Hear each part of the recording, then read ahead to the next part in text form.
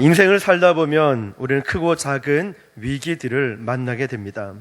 이런 위기의 대부분을 보면 우리 자신의 의사와 상관없이 그 위기들이 찾아옵니다. 예측할 수 없는 상황에 또 갑자기 찾아오는 이런 인생의 위기들을 우리는 만나게 됩니다. 그런데 그런 위기들은 내가 선택한 것도 아니고 내가 원하는 것도 아니었습니다. 그러나 이 위기를 만났을 때 어떻게 반응하느냐 하는 것은 우리 자신의 선택에 달려 있습니다. 우리가 이 위기를 어떻게 반응하느냐에 따라서 우리의 삶은 달라집니다. 위기는 우리의 삶을 아주 곤고하게 만들기도 하고 또 힘들게도 하고 때로는 절망스럽게 만들기도 합니다. 그러나 이 위기는 오히려 새롭게 도약하는 기회가 될 수도 있습니다. 위기라는 한자어를 보니까 위자는 위험을 의미하는 반면에 기자는 기회를 의미하고 있습니다. 여기서도 알 수 있는 것처럼 위기가 위험의 요소가 되느냐 혹은 새로운 기회가 되느냐 하는 것은 우리의 선택에 달려 있습니다. 그러나 우리는 이런 영적 분별력을 통하여 이 모든 선택을 해야 되기 때문에 하나님께 기도함을 통하여 말씀을 통하여 하나님이 원하시는 편에서 하나님 뜻 가운데 있어야 되는 줄 믿습니다.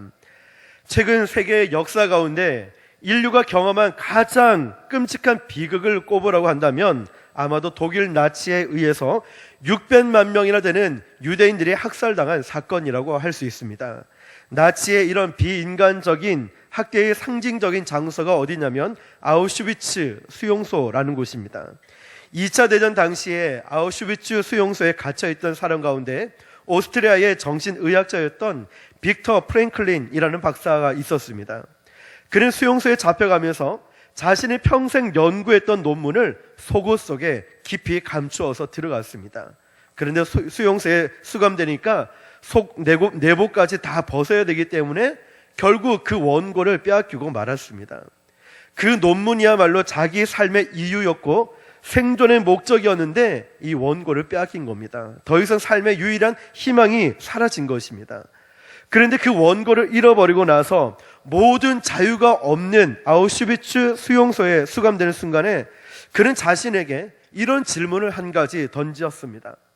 내가 가장 중요하게 여기고 가장 내 소망이자 희망이었던 이 원고를 빼앗겼다고 해서 과연 모든 자유가 사라진 것일까라는 질문입니다.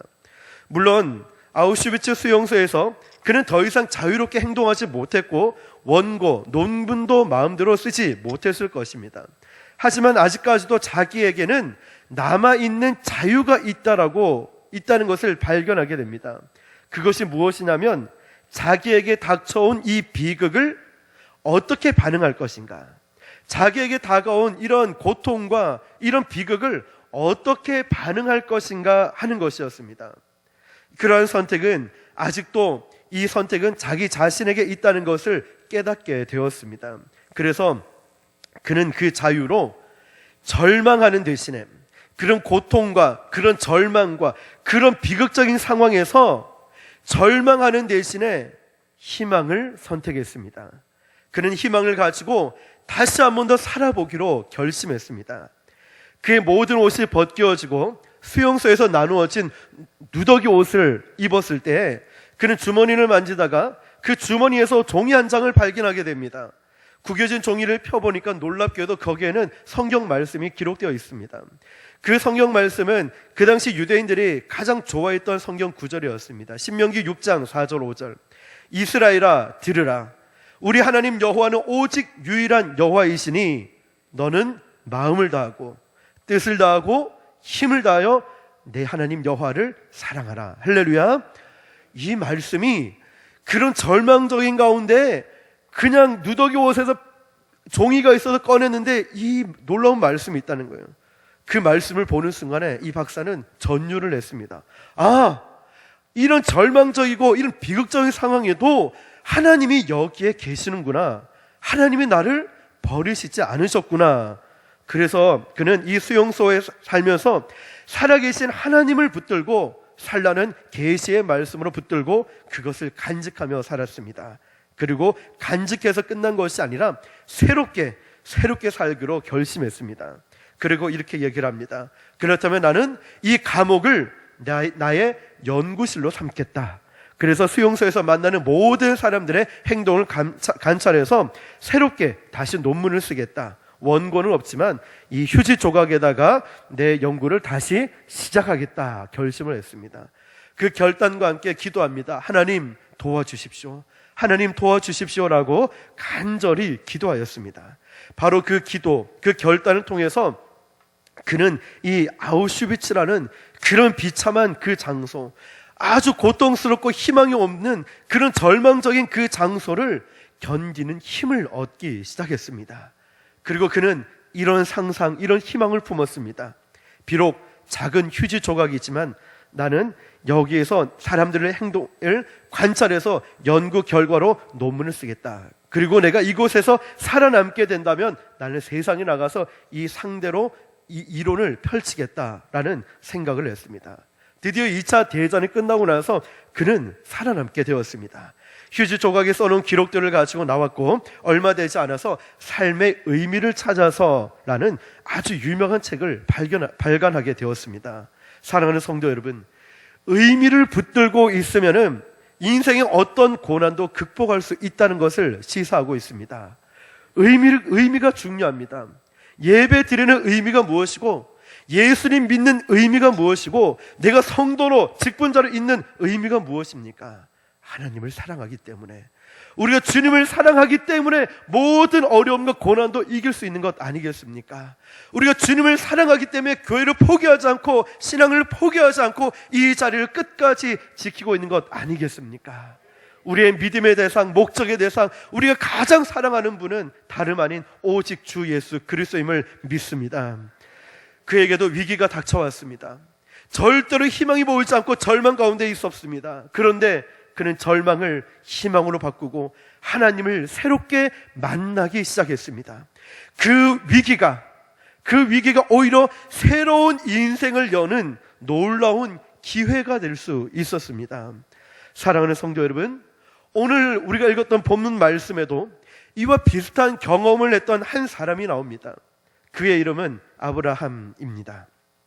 우리는 이 사람을 가리켜 믿음의 조상이라고 합니다. 이 아브라함에게도 위기가 찾아왔습니다. 그런데 위기 전에 보면 놀라운 경사를 체험합니다. 100세의 아들을 얻었습니다. 얼마나 귀하겠습니까? 이 기적 같은 일이고 그 아들이 생겼기 때문에 얼마나 또 귀중하게 귀하게 길렀겠습니까? 그런데 얼마 되지 않아서 그 아들을 제물로 바쳐야 된다는 청천벽력과 같은 명령을 받게 됩니다. 아브라함에게도 두 가지 선택의 길밖에 없었습니다. 한 가지는 하나님을 원망하고 그냥 자기 마음대로 살아가는 거예요. 하나님, 나에게 이런 아픔, 이런 고통을 왜 주는 겁니까? 저한테 왜 이러십니까?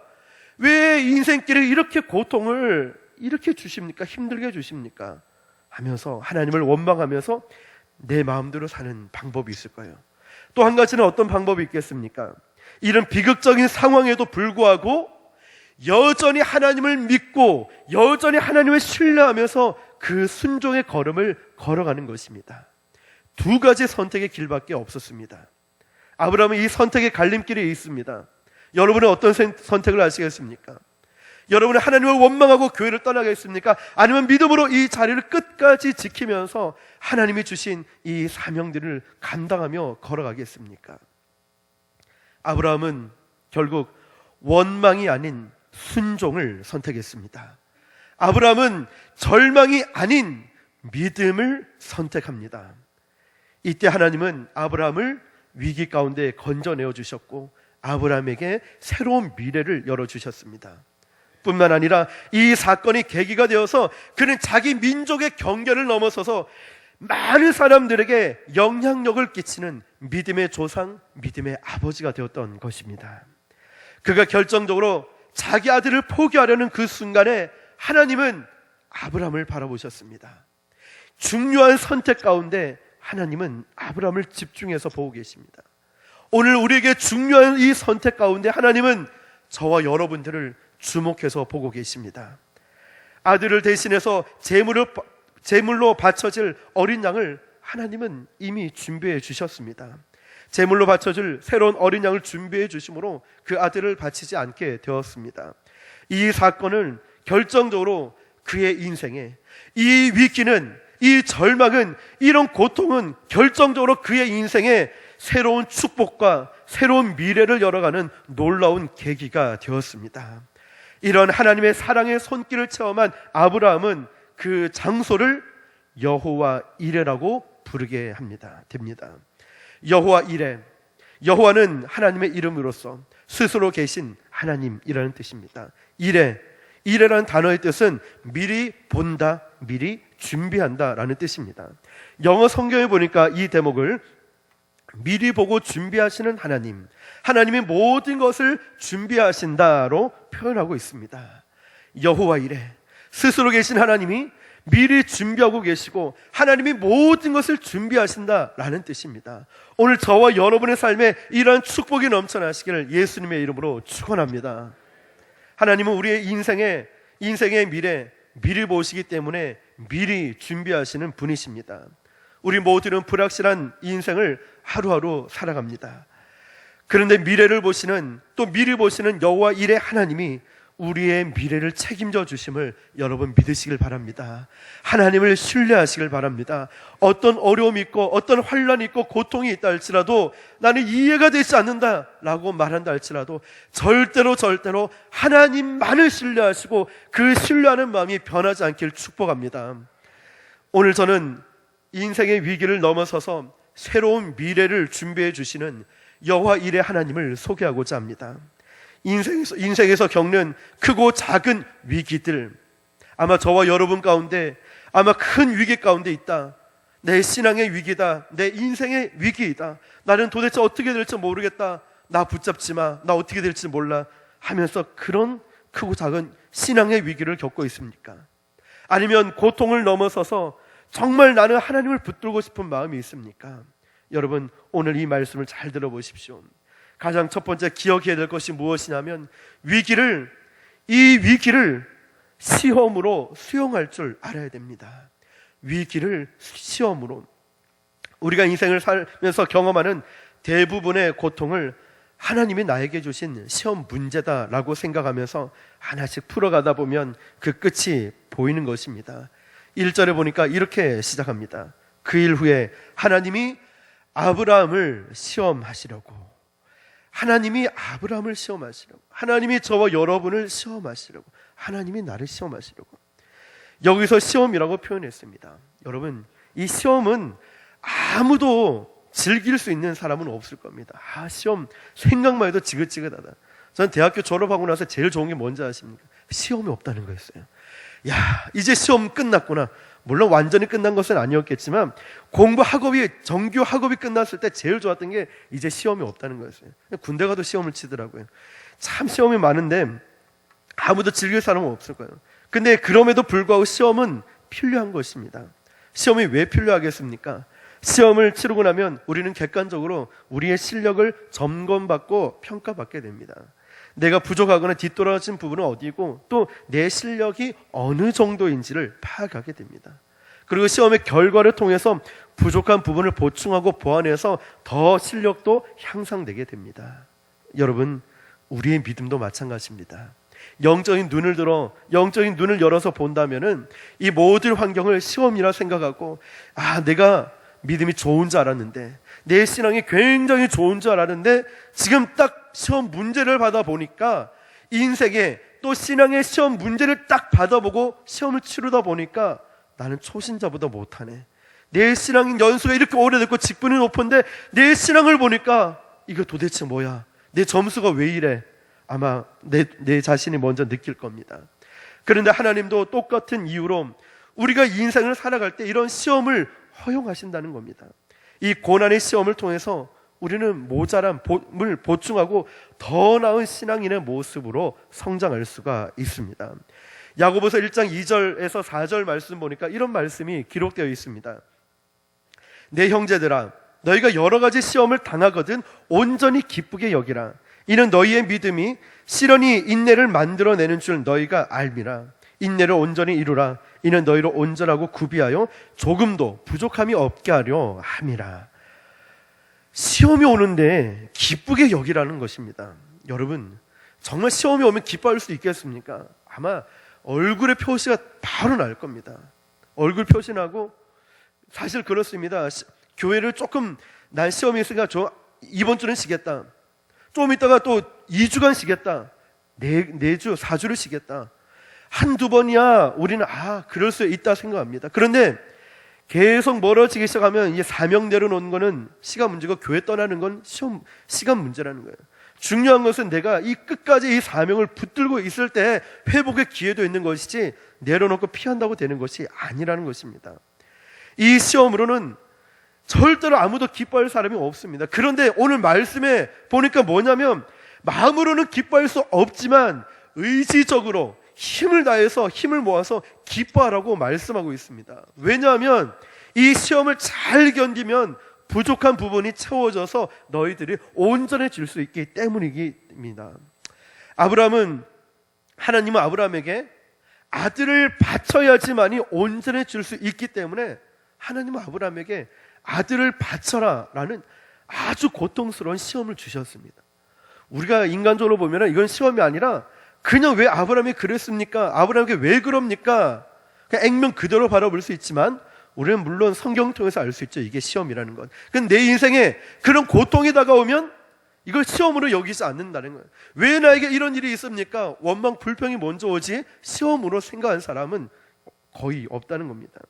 왜 이런 고통스러운 시험을 아브라함에게 주셨을까?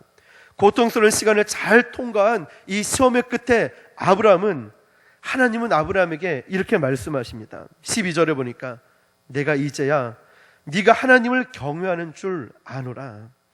아브라함은 시험에 합격한 것입니다.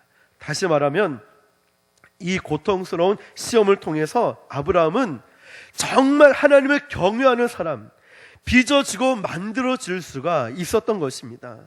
아브라함은 이 위기를 통해서, 이 시험을 통해서 하나님을 새롭게 만난 거예요. 아브라함이 이 고통을 통해서 진짜 하나님을 가슴 깊이 만나는 거예요. 아들을 바치는 게 쉬운 일입니까? 그것도 100세에 얻은 그 사랑하는 아들을. 그런데 그 고통, 이 시험을 통해서 아브라함은 하나님을 더 깊이 만났다는 거예요. 그리고 또 이런 위기 가운데, 고통 가운데 피할 길을 열어주시는 하나님의 공급하심을 체험할 수 있었습니다. 그리고 비로소 아브라함은 하나님이 기뻐하시는 사람으로 우뚝 설 수 있게 된 것입니다. 사랑하는 성도 여러분, 여러분이 당하고 있는 어떤 시험, 어떤 고통과 어떤 고난이 있다 할지라도, 어떤 위기가 있다 할지라도 이것을 뛰어넘어서 새로운 인생으로 살고 싶지 않으십니까? 우리가 두 번째로 기억해야 될 것은 위기에 믿음으로 반응할 줄 알아야 됩니다. 위기에 믿음으로. 우리 다 같이 한번 따라해 봅시다. 위기에 믿음으로 반응할 줄 알아야 됩니다. 너무나 중요합니다. 아브라함은 이 위기를 믿음으로 반응할 줄 아는 사람이었습니다. 하나님의 명령대로 번제를 드리기 위해서 아브라함은 아들 이삭을 데리고 모리아산 높은 곳에 제단이 있는 곳까지 올라갑니다. 그런데 이 아들 이삭이 가만히 보니까 아버지가 제사를 드리러 가는데 번제로 드릴 제물이 보이지 않는 거예요. 당시에는 보통 양이나 염소를 제물로 바치는데 아무리 둘러봐도 제물이 보이지 않자 산으로 올라가면서 아들이 아버지에게 묻습니다. 아버지, 불과 나무는 다 있는데 태워서 바칠 어린 양은 어디에 있습니까? 눈에 넣어도 아프지 않을 그 사랑하는 아들을 물어보는 거예요. 그리고 아프지 않을 그 아들을 잃게 되는 순간이었습니다. 그때 아브라함은 이렇게 말합니다. 8절에 내 아들아, 번제할 어린 양은 하나님이 자기를 위하여 친히 준비하실 것이다 얘기합니다. 아브라함은 하나님이 공급해 주실 것을 믿음으로 믿었습니다. 물론 아브라함의 마음속에 어쩌면 이 아들을 진짜 제물로 바쳐야 되는 건 아닌가 하는 불안감이 없잖아 있었을 겁니다. 그도 인간이고 사랑하는 아들이기 때문에 혹시 그러면 안 되나라는 불안감이 있었겠지만, 그래도 그 마음 깊은 곳에는 하나님께서 반드시 준비해 주실 것이라는 그 믿음이 있었다는 겁니다. 인간적으로 불안감이 없는 사람이 어디 있겠습니까? 시험을 당하고 고통을 당하는데 이러다가 어떻게 되는 거 아니야? 불안감은 조금 있을 거예요. 그런데 그 마음 속에는 하나님이 준비해 두실 거라는 확실한 믿음이 그에게는 있었습니다. 아브라함이 이렇게 믿었다는 확실한 증거를 우리는 성경에서 찾아볼 수 있습니다. 아브라함이 처음 집에서 종들과 함께 출발해서 모리아산까지 가까이 왔을 때 이제 종들과 작별하고 아들 이삭만 데리고 산에 올라갑니다. 제단으로 올라가면서 종들에게 아브라함은 이렇게 얘기합니다. 5절에 너희는 나귀와 함께 여기서 기다리라. 내가 아이와 함께 저기 가서 예배하고 우리가 너희에게로 돌아오리라. 여러분, 이 말씀에서 주목해야 될 단어가 한 가지 있습니다. 뭔지 아시죠? 우리가라는 단어입니다. 지금 종들하고 헤어지고 아들 이삭만 데리고 올라가면서 가서 제사를 드리고 우리가, 즉 아브라함과 이삭이 같이 내려올 것이다 라고 아브라함은 얘기하고 있는 것입니다. 아들을 지금 제물로 바치러 가는 그 위기 속에, 그 고통 속에, 어쩌면 정말 슬플 거예요. 슬픔 속에 바치러 들어가는 그 위기 속에도 불구하고 아브라함의 마음의 밑바탕에는 무엇이 있었습니까? 아들과 함께 돌아오리라는 믿음이 있었습니다. 어쩌면 이 순간이야말로, 정말 이 순간이야말로 하나님, 아들을 주실 때는 언제고 지금 이제 와서 아들을 데려가는 이유는 또 뭡니까? 하나님에게 원망하고 불평할 수도 있을 것입니다. 그러나 아브라함은 그러지 않았습니다. 그러나 아브라함은 이 상황을 믿음으로 반응하고 있습니다. 그러자 그것이 어떤 결과를 가져왔습니까? 아브라함과 이삭이 모리아산 정상에 도달했는데도 아무런 소리도 들리지 않고 어떤 대책도 없는 거예요. 하는 수 없이 아들을 안치고 아버지 아브라함이 아들을 제물로 드리려고 죽이려고 칼을 빼들었습니다. 이때 하늘에서 소리가 들려왔습니다. 아브라함아, 그 아이에게 손대지 말라. 나는 그 아들을 원하는 것이 아니다. 네가 나의 명령에 어떻게 반응하는지 알고 싶었다. 아브라함은 어떻게 반응했습니까? 아브라함은 이 위기에, 이 고통에 어떻게 반응했습니까? 믿음으로 반응했습니다. 사랑하는 성도 여러분, 우리가 위기 가운데 놓여 있습니까? 고통 가운데 있습니까? 어떻게 반응하고 계십니까? 혈기로, 감정으로, 생각으로, 내 뜻대로? 아닙니다. 지금 우리가 반응해야 될 것은 믿음으로 반응하는 것입니다. 하나님의 뜻이 무엇이고, 하나님이 기뻐하시는 것이 무엇이고, 하나님이 원하시는 것이 무엇인지 우리는 그 상황 가운데 믿음으로 반응할 수 있어야 됩니다. 오늘 저와 여러분이 어떤 위기와 어떤 고통에도 믿음으로 반응할 수 있기를 예수님의 이름으로 축복합니다. 믿음으로 생각하고, 믿음으로 말을 하고, 믿음으로 행동하는 겁니다. 어떤 악조건 속에서도 하나님이 나에게 이런 시험을 주시는구나, 믿음으로 반응해야지. 이것은 내 힘으로 할 수 없으니까 하나님만을 의지해야지. 그래, 맞아. 우리가 이럴수록 더 엎드려 기도해야 돼. 더 새벽 기도를 하고, 더 저녁에 기도하고, 더 예배의 자를 지키고, 더 봉사 충성의 사명의 자를 지켜야 돼. 이러면서 우리는 하나님만 바라보고 하나님이 원하시는 그 길을 걸어가는 것입니다. 다른 것이 아니라 의미를 찾는 거예요. 목적을 찾는 거예요. 나는 하나님을 기쁘시게 하는 목적이 있다. 하나님만을 바라보고 하나님의 행하실 여호와 일의 하나님만을 신뢰하고 나아가는 것이다. 사랑하는 성도 여러분, 어떤 위기가 있다 할지라도 믿음으로 생각하고 믿음으로 반응하시길 축복합니다. 세 번째로, 이 위기 가운데 우리가 기억해야 될 것은 예수님을 깊이 만나야 됩니다. 할렐루야. 예수님을 깊이 만나야 돼요. 다른 사람 만나는 게 아니라 예수님을 만나야 돼요. 하나님은 미리 숯불에 순양을 준비해 두셨습니다. 그래서 아브라함은 하나님이 준비하신 양을 제물로 바쳤습니다. 아브라함의 믿음대로 하나님이 준비하신 어린 양이 제물로 공급되었고 아들은 살았습니다. 아브라함의 믿음대로. 뿐만 아니라 이날부터 아브라함은 새로운 인생을 살기 시작합니다. 잘 보십시오. 위기가 축복으로 변한 것입니다. 위기, 고난, 고통이 있었습니다. 그때 아브라함은 믿음으로 반응했을 때 그 위기가 변해서 축복이 된 것입니다.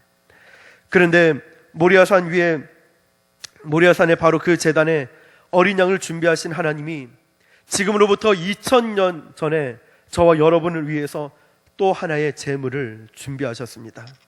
그것은 갈보리라는 제단입니다. 골고다 언덕, 갈보리라고 불리는 그곳에서 하나님은 자신의 아들 예수 그리스도를 제물로 십자가에 못 박으셨습니다. 인간은 하나님 앞에 범죄했고 이 죄 때문에 하나님의 심판을 피할 수가 없었습니다. 하나님은 우리를 심판하시면 우리는 그 진노에서 절대로 벗어날 수가 없습니다. 그런데 그 아들 독생자 예수 그리스도를 속죄 양으로 보내주셨고 그로 하여금 우리 죄를 대신 짊어지시고 예수님을 십자가에 죽게 하셨습니다. 예수님의 대속의 죽음을 통해서 저와 여러분들이 용서함을 받은 것이고 예수님이 나를 위해 대신 죽어주심을 통하여 우리는 구원을 받고 새로운 삶을 살게 된 것입니다. 예수님이 세상에 오셨을 때 요한 선지자는 예수님을 가리켜 이렇게 말했습니다. 보라, 세상 죄를 짊어지고 하는 하나님의 어린 양이로다. 우리가 받아야 할 심판 대신에 예수님이 대신 받아주셨고 우리는 그 예수님으로 말미암아 우리가 용서함을 받았고 우리가 구원함을 받았고 우리 인생의 새로운 삶을 살아갈 수 있도록 하나님의 인도하심을 받게 된 것입니다. 이 놀라운 소식은 성경 전체를 통해 말씀하고 있는데 그 가운데 우리가 가장 잘 알고 있는 말씀, 하나님이 세상을 이처럼 사랑하사 독생자를 주셨으니 이는 그를 믿는 자마다 멸망하지 않고 영생을 얻게 하려 하심이라. 저와 여러분들이 멸망하지 않고 영생을 얻도록 하기 위해서 하나님이 독생자 예수 그리스도를 내어주셨다는 겁니다. 십자가에 죽게 만드셨다는 겁니다.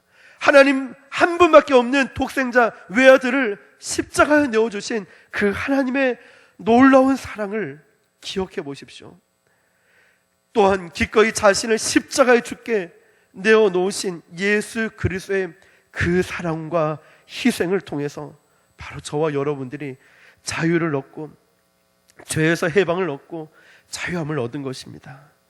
구원을 받은 자로서 하나님이 준비하신 미래를 향해서 우리가 나아갈 수 있는 새로운 인생길이 열린 것입니다.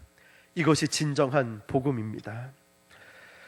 1865년 4월 9일은 인류 역사상 정말 매우 중요한 날입니다. 아브라함 링컨이 미국 땅에 살고 있는 모든 노예들을 해방을 선포한 날이기 때문입니다. 그리고 꼭 닷새가 지난 4월 14일 날 하나님이 그 아브라함 링컨의 기도를 들어주신 것에 대해서 감사하는 마음으로 오래간만에 또 휴식을 취했습니다. 느긋한 마음으로 기쁨을 누리기 위해서 포드 극장이라는 곳에 가서 연극을 관람했습니다. 연극을 관람하는 그 도중에 노예 해방을 반대하는 한 배우가 있었는데 그 암살자의 총을 맞고 아브라함 링컨이 그 자리에서 쓰러지게 되었습니다. 그리고 그 이튿날 아침에 아브라함 링컨은 이제 죽게 됩니다. 꼭 열흘이 지나서 링컨의 시신을 고향에 묻어달라라고 하는 가족들의 결의에 따라서 워싱턴에서 링컨의 고향으로 향합니다. 연구차가 백악관을 나와서 이제 기차역으로 가는 길에 많은 사람들이 아브라함 링컨의 죽음을 애도하고 있었습니다. 그 가운데 아들을 앞에 세운 흑인 중년 신사 한 사람이 갑자기 앞에 있는 아들을 번쩍 이렇게 들어 올리면서 이렇게 소리쳤습니다. 내 아들아, 저분을 잘 보거라. 저분이 너와 나를 위해서 죽었단다. 그래서 너와 내가 자유를 얻은 거야. 아들아, 저분 덕분에 우리가 새로운 인생을 산 거야. 저분을 잘 보거라. 이 아들을 번쩍 들어 올려서 흑인 중년 신사가 아들에게 말합니다. 저분을 잘 봐라. 저분 때문에 너와 내가 자유를 얻은 거야. 사랑하는 성도 여러분, 이 메시지는 오늘 우리에게도 똑같이 적용됩니다. 여러분 잘 보십시오. 골고다의 언덕을 잘 보십시오. 거기 십자가에 매달리신 하나님의 아들이신 예수 그리스도를 잘 보십시오.